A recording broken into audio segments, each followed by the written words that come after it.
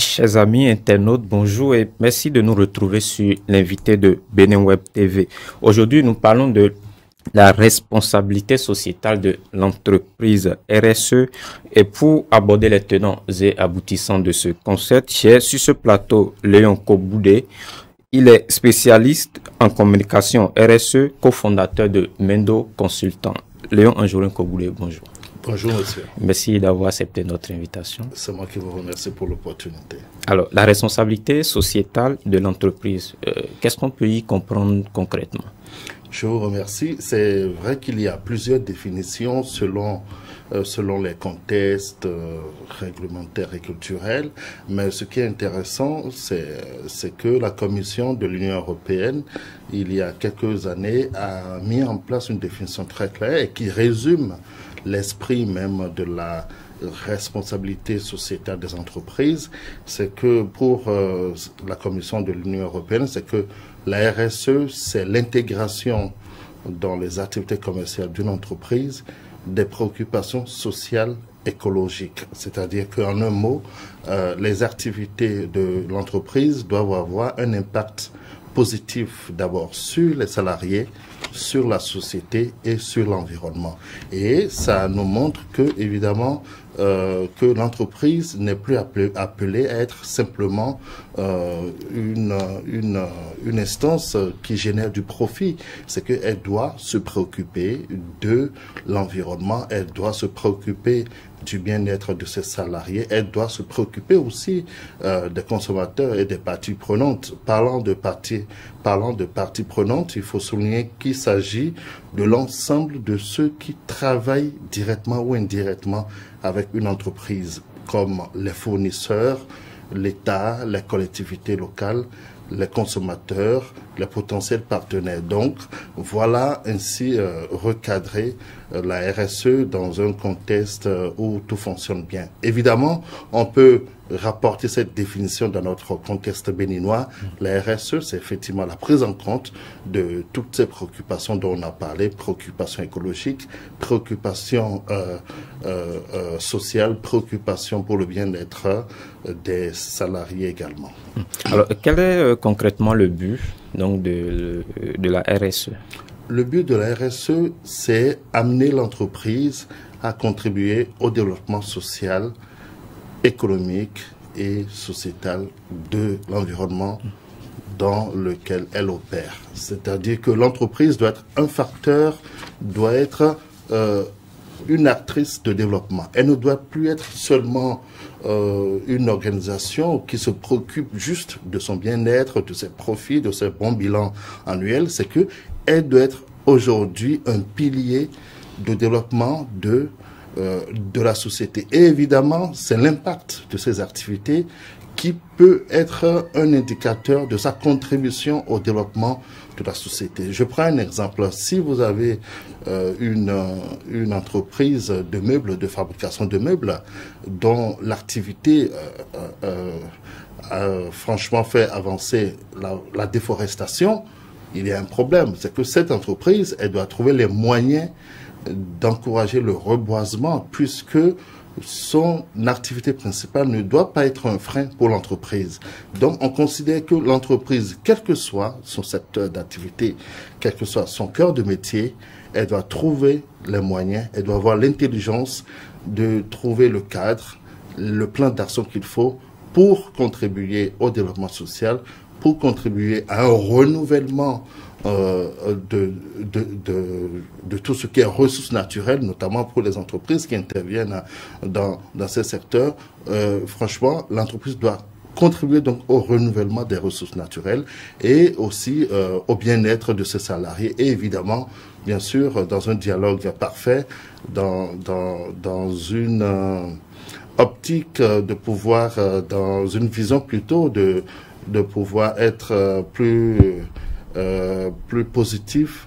Je pense que les acteurs de l'entreprise doivent également prendre en compte le contexte culturel parce que on ne peut pas faire de la RSE comme on le fait aux États-Unis ou en France et la plaquer au Bénin par exemple. Il faut tenir compte de l'environnement social et culturel. Alors, depuis qu'elle a été instituée, si on doit faire un bilan en Afrique, au Bénin, on peut retenir quoi? Alors, au plan mondial, il faut dire que la RSE est un concept dont les débuts datent déjà du XVIIe siècle, si mes notes sont bonnes. Et c'est bien sûr aux États-Unis où on a considéré que l'entreprise doit être vraiment un pilier de développement social et écologique. Après, l'Europe, bien sûr, a suivi, mais aujourd'hui, on peut dire qu'en Afrique, c'est une notion relativement nouvelle. Elle est récente relativement, et vous avez quand même des pays comme le Sénégal, comme la Côte d'Ivoire, comme le Maroc, où il y a un vrai mouvement, où il y a de vrais mouvements RSE. Quand je parle de mouvement RSE, c'est que des entreprises, le patronat notamment, il y a des entreprises, des chefs d'entreprise qui considèrent que la RSE, bien qu'étant une démarche volontaire, doit être une démarche qui gouverne leur stratégie de croissance ou de développement. Donc dans ces pays, vous avez franchement de vraies actions dans le sens de booster la RSE dont j'ai parlé, du Maroc, de la Côte d'Ivoire, du Sénégal et aussi. Au Bénin, qu'est-ce que nous notons? Alors, il y a une étude du ministère du Développement qui date de près de 3 ans ou 4 ans, qui nous montre que la RSE est à ses débuts embryonnaires au Bénin. Ça veut dire qu'on n'a pas encore un cadre légal qui doit booster la notion RSE. Et ça veut dire également que la compréhension de la RSE n'est pas exactement ce qu'il faut. Mais il faut se réjouir quand même d'une chose, c'est que les entreprises, dans leur quotidien, essaient d'avoir des actions proches de la RSE. On peut parler par exemple du mécénat, qui est une sorte de secours que l'entreprise porte à des communautés de façon ponctuelle, mais le mécénat n'est qu'une infime partie de la RSE, puisque elle ne prend pas en compte d'autres aspects de la notion RSE. Donc aujourd'hui, si on doit faire un état des lieux au Bénin, c'est que franchement, on a constaté que ça a beaucoup évolué depuis ces 2 dernières années, que le patronat, le Conseil national du patronat du Bénin, par exemple, a travaillé pour avoir une charte RSE. Et la charte est pratiquement définie. Il y a des séances de sensibilisation aujourd'hui pour qu'on aille à une adoption nationale de cette charte de la RSE. Mais ce qui est intéressant aussi, c'est que du côté de l'État, du côté notamment du ministère du Développement, il y a une direction qui s'appelle l'Observatoire du changement social, mais qui travaille notamment sur l'adoption d'une charte RSE et d'une politique RSE. Toutes ces initiatives nous montrent qu'il y a un intérêt, il y a un regain d'intérêt pour la chose et qu'il faut absolument l'encourager. Est-ce qu'il y a des instruments qui obligent les entreprises donc à faire face donc à cette responsabilité, ou bon, l'entreprise décide donc d'y aller ou de ne pas y aller, parce que on constate surtout dans les pays africains, vous avez de grosses usines qui s'installent dans des zones données qui impactent négativement ces zones, mais en retour les populations n'ont pas donc des impacts positifs. Votre question est très intéressante en ce sens qu'elle nous permet de voir de rappeler le caractère volontaire de la RSE. C'est-à-dire qu'à la base, on ne peut forcer aucune entreprise à faire de la RSE. Mais en même temps, faire de la RSE profite d'abord à l'entreprise.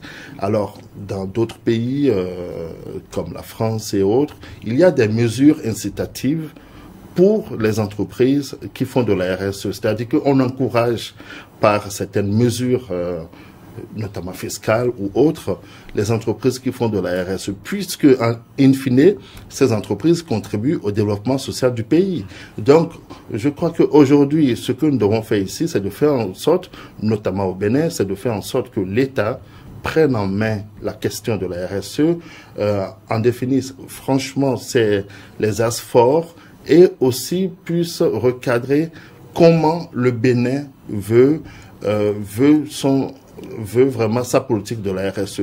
Qu'est-ce que le Bénin veut mettre dans sa politique RSE? Puisque chaque pays avec sa RSE, je crois que c'est important que nous travaillions sous la tutelle de l'État et d'autres partenaires du secteur privé, que nous travaillions à aller vers une RSE béninoise assumée mais ambitieuse pour notre nation. Vous avez parlé de mesures incitatives. Est-ce que au Bénin, on sait que le Bénin c'est un pays qui vit sur des recettes fiscales.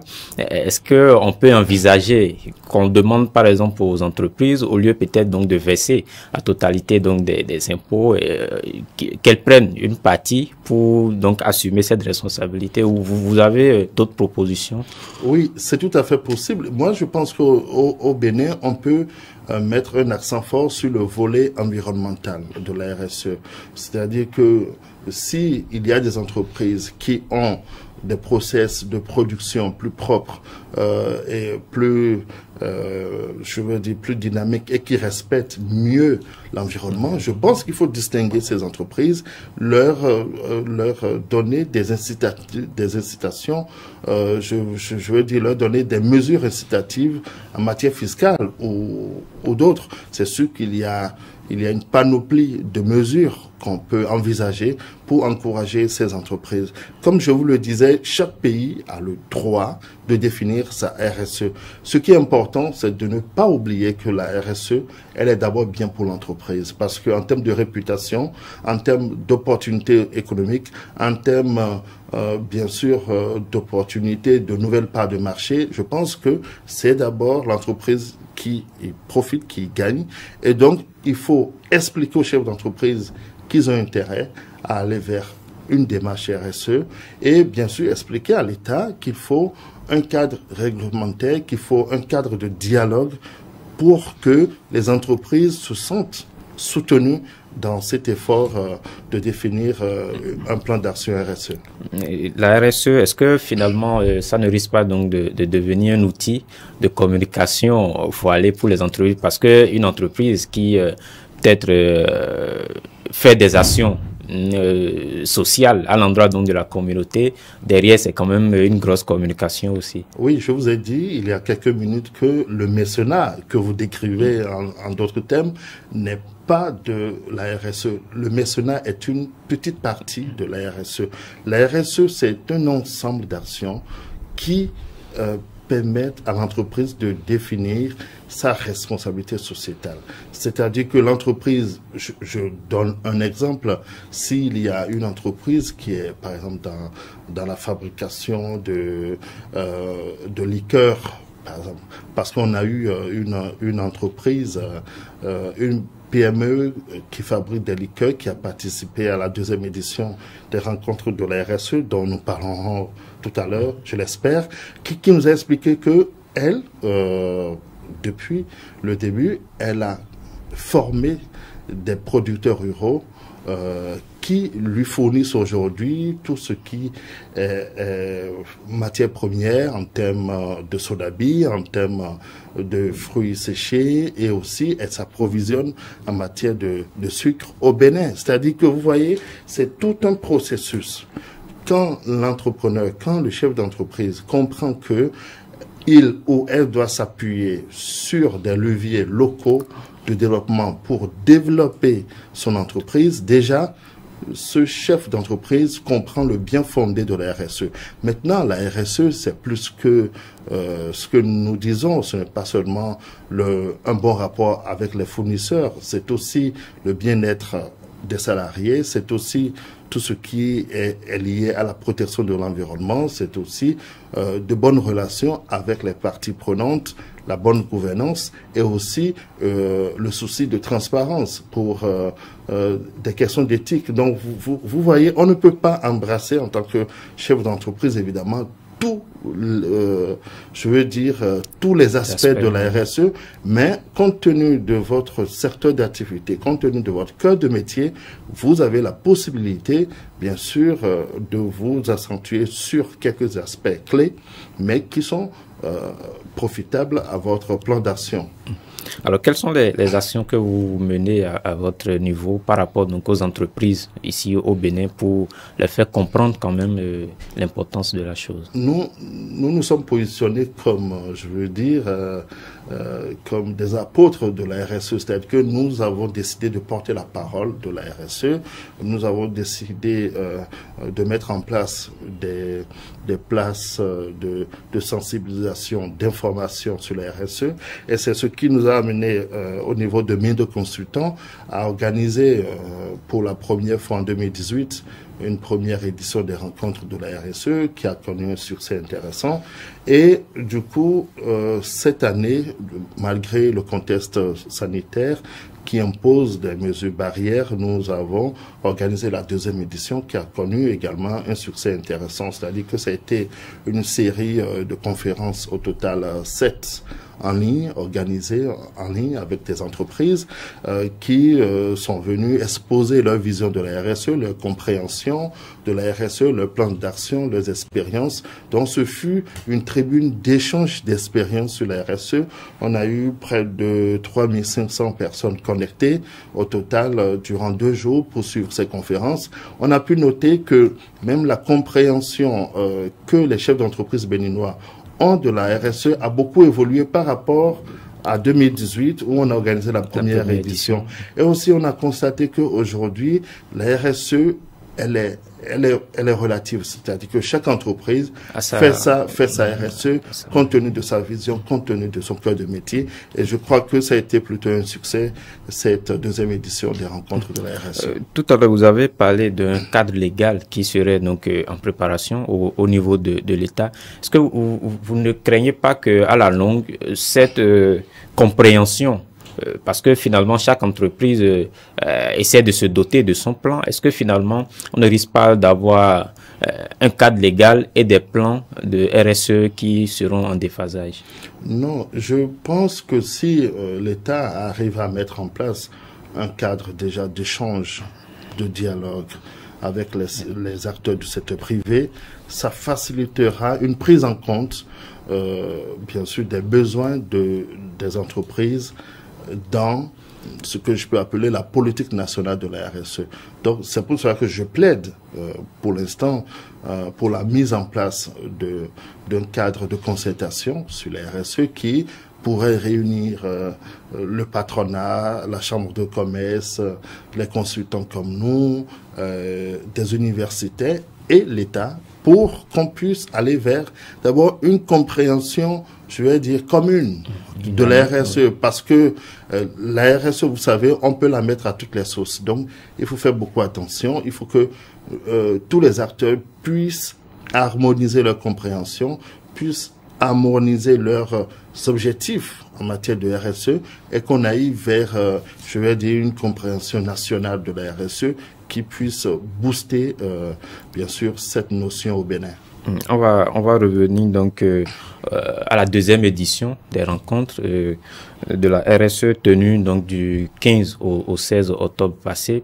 Alors, quelle a été la particularité de cette édition par rapport à la première édition? La première particularité, c'est que par rapport à la première édition qui a eu lieu dans un grand hôtel de Cotonou, dont je ne citerai pas le nom, c'est que cette deuxième édition a été un événement 100% en ligne. C'est-à-dire que on a pris le risque, mes équipes et moi, d'organiser en ligne une série de 7 conférences.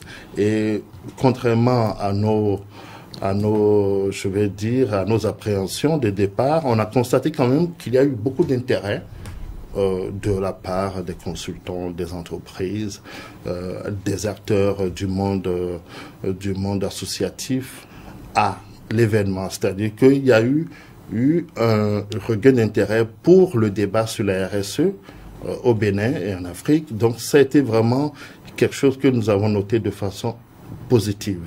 Deuxièmement, on a constaté l'intérêt des chefs d'entreprise, c'est-à-dire que les chefs d'entreprise qui, dès que nous avons lancé l'annonce de l'événement sur les réseaux sociaux, se sont rapprochés de nous de façon très libre pour participer à l'événement, pour échanger sur leurs expériences RSE. Donc, on a constaté que il y a de plus en plus un intérêt pour la RSE et la compréhension a beaucoup évolué.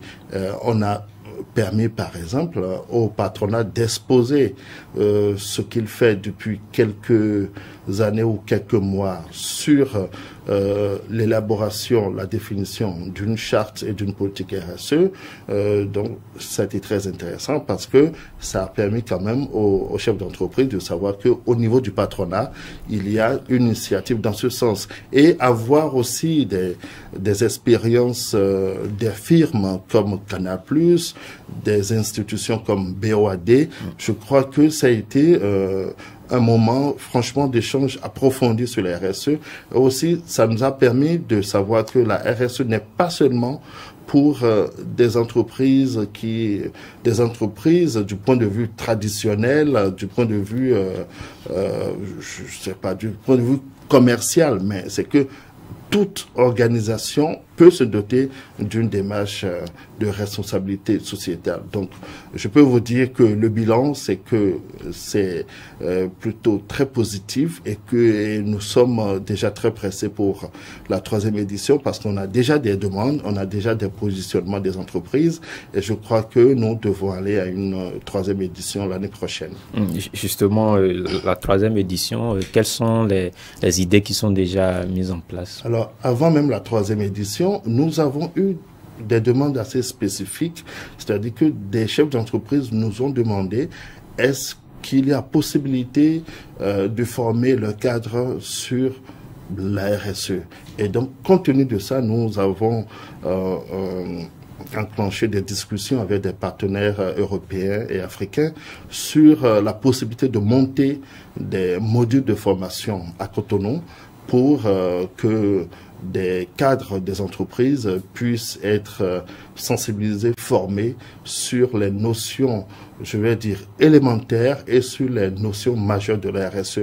Parce que nous plaidons pour un transfert d'expertise du nord vers le sud, c'est-à-dire de l'Europe vers notre continent et notamment le Bénin. Donc nous pensons que des espaces de formation ciblés de quelques jours peuvent être vraiment des vecteurs, bien sûr, de transfert de ces expertises-là. Donc, nous allons beaucoup travailler sur la formation début 2021, si tout va bien. Alors, en termes de, je vais dire, en termes de nouveautés pour la 3e édition, je vais dire que nous avons eu le besoin aussi d'identifier et de valoriser, pour ne pas dire distinguer, des entreprises qui ont eu des parcours RSE exemplaires. C'est-à-dire que il est possible que nous travaillions sur une sorte d'observatoire de RSE pour voir les entreprises qui se comportent le mieux au Bénin en matière de RSE et pourquoi pas aller vers une notation ou une distinction de ces entreprises-là. Mais ça, c'est des projets, il nous faudra un peu plus de moyens pour les mettre en place. Alors, lorsqu'on parle de la RSE, on a tendance à beaucoup plus penser aux entreprises privées. Il y a également des entreprises étatiques.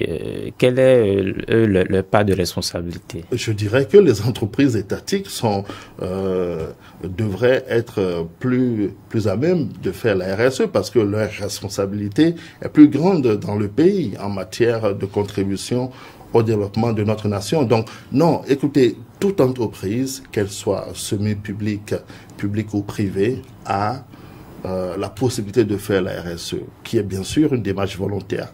Mais puisque cette RSE lui profite, l'entreprise doit se donner les moyens pour y arriver. Donc, pour répondre à votre question, oui, les entreprises publiques peuvent aller à une RSE positive, intelligente et qui soit une opportunité pour elles-mêmes, mais ça veut dire qu'elles doivent s'adjoindre les expertises de consultants dans le domaine et je crois que de plus en plus au Bénin ou à l'étranger, il y a une disponibilité d'expertise dans le domaine et nous sommes tout à fait disponibles pour mettre également en relation avec des consultants qui peuvent accompagner dans le domaine.